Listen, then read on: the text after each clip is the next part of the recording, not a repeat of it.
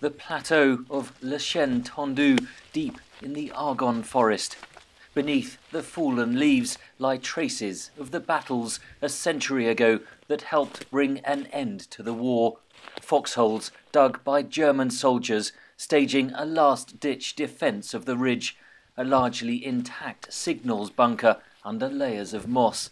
Historian Randy Gaulke has spent years uncovering these remains. The Americans would have been coming up from the other side, the 28th Division, the Pennsylvanians, would have been coming up trying to gain a foothold on this plateau. At the plateau summit, a German cemetery, one of the few surviving wartime graveyards. Loss of life in the war was horrific, but unlike France, Germany itself was largely unscathed. Essentially, Germany itself was intact. It didn't suffer the devastation of aerial bombing, for example, we see in the Second World War. The victorious powers took years to negotiate peace treaties after the war, and yet still Europe was left dangerously unstable.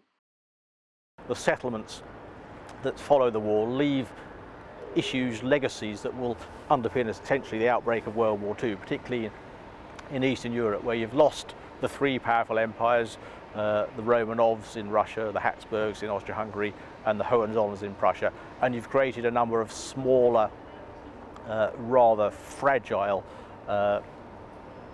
proto-liberal, but essentially not liberal states. Under the peace treaties, Germany was forced to pay huge reparations, its colonies confiscated, its territory divided. Hitler, Sieg Heil! Resentment created fertile ground for the rise of Adolf Hitler.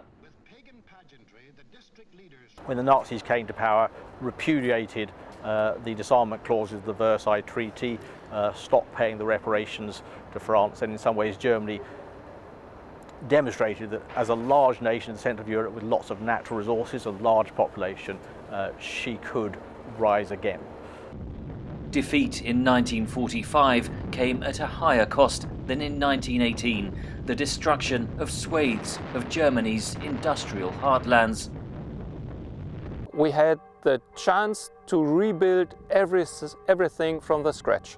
So in the 1960s and 70s, we had the great advantage to have a powerful industry once more.